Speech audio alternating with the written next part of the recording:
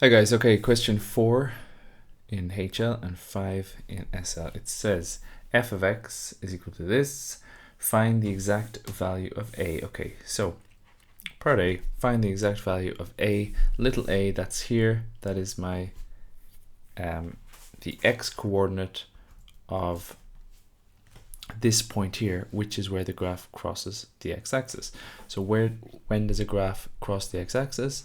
When y is equal to 0, when the function is equal to 0. So I'm going to say let ln of x squared minus 16 equal 0. We're going to solve this. How do I solve this? Well, x squared minus 16 has to equal e to the power of 0, which is 1. So think about it. Ln of what equals 0? Well, ln of 1 equals 0 because e to the power of 0 equals 1. So I now have this. I have x squared minus 16 equals 1. So I have x squared is equal to 1 plus 16, which is 17. X is equal to the square root of 17. And therefore, a is equal to the square root of 17. Now, is it positive square root of 17 or negative square root of 17? Well, it is certainly positive because we're on the positive side of the y-axis, so it has to be, this has to be a positive number. So a is equal to root 17. Fine. Part B. He says, given the gradient of L, that's this straight line here, is 1/3, find the x coordinate of B. Okay, so we need to find the x coordinate of B. Now let's have a think. The gradient is equal to the derivative of the function. So the derivative, when the derivative of the function equals to this gradient, then we will be at B. So we need to basically find the x coordinate of the derivative that gives you, or that is equal to 1/3, that gives you a derivative of 1/3. So let me write that out. F of x is equal to ln of x squared minus 16. We're going to get the derivative of this.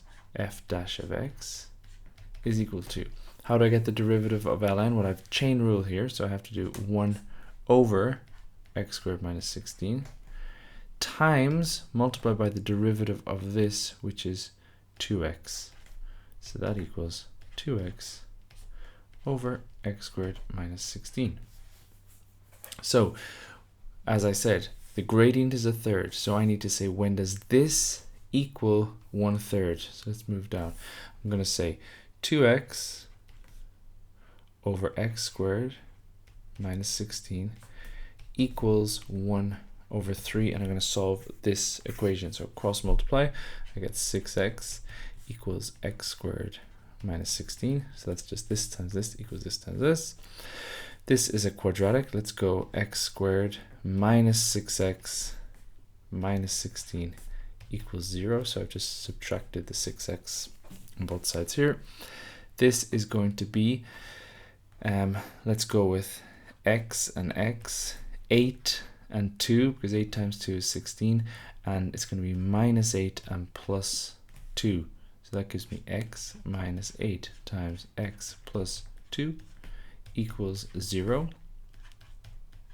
X minus 8 equals 0, or x plus 2 equals 0. X equals 8, or x equals negative 2. I have two solutions. Let's go up here. Which, he only wants to find the x coordinate, so it's either going to be 8 or negative 2. Clearly, again, it has to be positive because it's on this positive side. Here's a positive x. So look, x has to be bigger than 4 here anyway. So it is going to be the positive number, which is 8. So I'm going to say, therefore, look, the answer is find the x coordinate of B. So therefore, x coordinate of b is 8. And that is question number 4 for HL and 5 for SL. Was it that bad? I actually think some of the earlier questions were more difficult, but yeah, they are getting more difficult.